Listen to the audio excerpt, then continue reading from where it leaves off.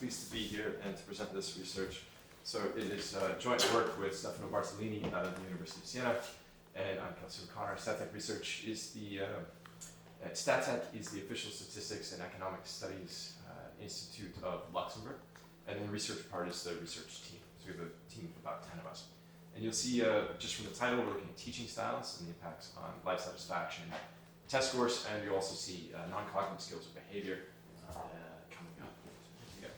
Oh, wrong button. Sorry, I'll leave the arrow. There we go. I think starting with the scene that you're all familiar with, on the left we have a lecture hall, on the right we have more group discussion. On the left you have the teacher's release center in the classroom, and the main area of focus. On the right you have a teacher facilitating conversation and discussion among students. So you have a very different emphasis in these two different settings. And so then the question then becomes, which do students prefer? Where do they have greater life satisfaction, test scores, and non-cognitive skills? And so we are the first to look at this with students in particular. It's been looked at kind of across countries, and then we tie them directly to the schools. And I think you guys are probably much more familiar with the mechanisms here than I am. I'm really an economist who's delving into somebody else's literature, so tell me when I make a mistake. But the idea here is that the communication here, the semi-structured communication, this a psychologically safe environment can help students build inter and intrapersonal skills, and also they might just enjoy it more. That's kind of the idea behind what we're looking at. And we'll go straight to the data here. So we're looking at the PISA 2015, and they have science, reading, and mathematics knowledge. I think you all are familiar with the data here, but you may be less familiar. They have questionnaires for the students, the parents, teachers, and school administrators. And some of this was just more recently added in recent ways of the PISA. So PISA 2015 is when we first had this teacher questionnaire. But the questionnaire was voluntary. It wasn't in all of the countries, so we have a limited sample. We have approximately 35,000 students in 1,500 different schools, and in a broad range of countries. So from the United States to China, Germany, Colombia, UAE. So we have different cultural backgrounds as well as development statuses in these schools. So looks like my slides are loading a little differently than I wanted. I was going to take you sequentially. It's okay. So I like to take you sequentially through it a little to bring your focus to particular aspects first. It's the standard life satisfaction question. I think in this conference you're largely familiar with this. 0 to 10 scale, single question. The teaching styles, these are questions asked of the teachers. And you can see here, I explain scientific ideas, or a small group discussion between students take place. Science, because the PISA 2015 was focused on science, and we take I explain as a kind of a measure of lecturing versus small group discussion. And it ranges from 1 to 4, from never or almost never to almost every lesson. And they're not mutually exclusive. You can use both in the same class, of course. Then what we do is we take the responses to these questions, and we're going to take the average across teachers. So we come up with a school level metric. Unfortunately, the data do not allow us to tie the PISA data, do not allow us to tie the students directly to the teachers. So there's an assumption that there's a common cultural and pedagogy used in the school. So here's an idea of what the data look like and kind of a preview of findings. So across the left you have life satisfaction, across the bottom you have the prevalence of group discussion in school.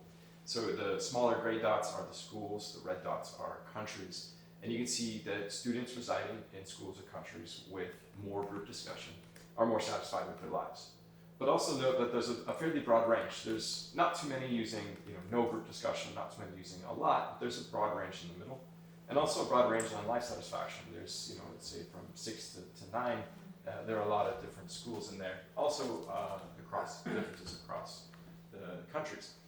But of course, this is just a cross-sectional relationship, and I'm an economist, so we have to dig into the econometrics as well to see if this holds in more rigorous form. So I want to just start at the beginning. So it's a hierarchical model. You can kind of ignore some of the details, but note that we have individual life satisfaction as our outcome variable, and we're looking at the teaching styles defined at the school level. And then we're going to have individual school controls as well as some administrator controls. So if we go here, I want to point out that this really accounts for a lot of potential sources of bias, right? We're looking at an individual variable as determined by school level characteristics. So individual, you're not going to have reverse causality from individual characteristics affecting the school level characteristics unless they're systematically varying. And other forms of omitted variable bias are not going to be relevant here unless they vary systematically within the school. So then what you might imagine is that you have students who are selecting into particular types of schools. And what we are able to do then is we try to account for this. This is my economist hat. And we have what's here is called just a random intercept. So this is this mu here at the bottom left, if you like to look at specifications. But they are able to absorb systematic variation across schools. So unobserved factors that are affecting those schools are picked up here. There are some limitations with this. We also have a whole bunch of controls. We mentioned all the different questionnaires. And then we have two different types of robustness tests, including testing selection, so students selecting into particular types of schools, and then we're able to address that in a two-stage model. If somebody has a question about it, I feel like I wrote that more for the economists. If you have a question, ask me, and we'll skip it for others. The results hold, though. So here it gives you a sense of what the results look like. So life satisfaction, again, on the is our outcome variable, and you see at the top, group discussion and teacher explains. So more group discussion in a school is statistically and significantly related to life satisfaction, and positively. And teacher explains there's no relationship whatsoever. This is just a baseline regression. I have several more. I'm just giving you kind of a preview for the sake of time. And then, all right, is this meaningful? Does this have a meaningful impact on the students? And looking here, what we can see is you just look at a standard deviation change in the amount of group discussion. It's going to lead to about a 0.12 increase in life satisfaction. Right? Is that large? Is that small? So what I do then is I compare that with the impact of being a female. These are 15-year-olds, as you recall, and 15-year-old have lower life satisfaction. 15-year-old girls have lower life satisfaction. And also repeating a grade only has I would think this has a pretty substantial negative impact. And so this is about half of that, right? So I think that it's a pretty reasonable magnitude. It's not huge, but it's not small either. And this gives you kind of the main result of the paper for the life satisfaction and then just robustness and heterogeneity. There are different impacts for girls, which I don't have much time to talk about now. Maybe we'll get to it in Q&A. So are there long-run impacts, right? So test scores didn't change. I didn't show you the results because there's a bunch of numbers with no stars. So nobody likes that. And so it's a little bit surprising. Maybe we were hoping that the type of teaching style affected the outcome, but in fact, that's not what happened. But you might imagine that later life outcomes are still affected, right? So their life satisfaction went up and there's other things going on. And here there's a paper that says that test scores do not reflect all of that's important for later life outcomes. And then Heckman, Nobel Prize winner, is really moved towards looking at non-cognitive skills and non-cognitive traits. He calls them character skills, and shows that those are some of the things that lead to better outcomes. And part of it is, by our esteemed organizer, Dinev, has showed that happy people have better outcomes in a whole range of dimensions. And this is a summary. I think it was about 60 studies in one of the World Happiness Reports. And part of the reason has been shown to be related to positive emotions. So this is Barbara Fredrickson's broaden and build theory. So people who have more positive affect are able to broaden what they understand and to build upon it. And it was a theory, but now it's also been shown empirically quite a few times. And in some of my own work, and this is Carol, one of her early famous papers, it's been done a bit later, we show that, or in my most recent, or a recent paper, one of the ways in which life satisfaction, in this case not happiness or not affect, affects people, their outcomes, is through non-cognitive skills. So when you're looking at these, say measurable data, especially the big general social surveys, it's difficult to disentangle the two. They seem to be very much a positive reinforcement. So the more satisfied you are with your life, maybe the less neurotic you are. So they seem to be operating together. And then what we do is we're going to add this to the study. And here's a quote to give you a sense of what we're looking at. Since it's non-cognitive skills and behavior is fairly broad and people have different definitions. Here's just the most close example. So students with better social skills, work habits, and who participated in extracurricular activities in high school had higher educational attainment, even after you control for cognitive skills, right? And we think, educational attainment and wages, the typical economist is really focused on just intelligence, right? It's also, an important predictor of where you get placed, etc.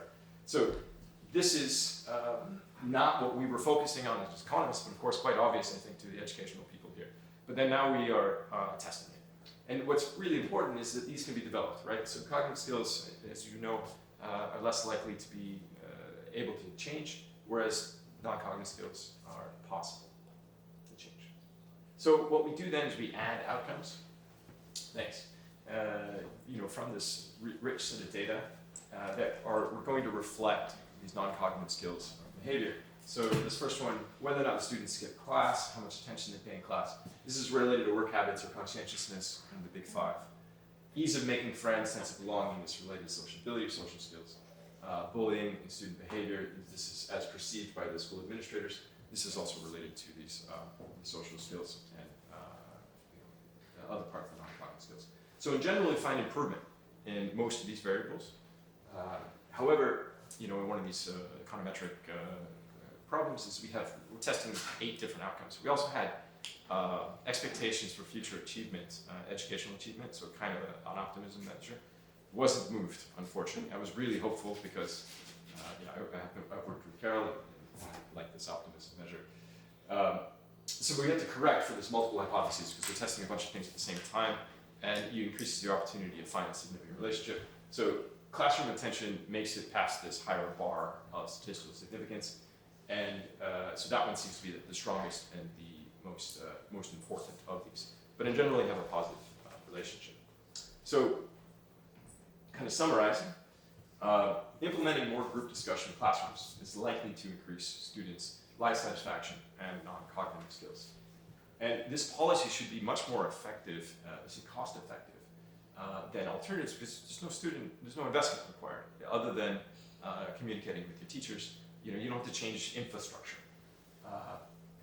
So I think that this finding is really important because life satisfaction is inherently important, but also because it has external benefits. People who have greater life satisfaction live longer. They have better labor outcomes, better social relations. And so improving students' life satisfaction and non-cognitive skills likely also contributes to their long-term performance. And just a reminder of what some of these results look like. So in conclusion, implementing more group discussion in classrooms is likely to increase students' life satisfaction, non-cognitive skills, and improve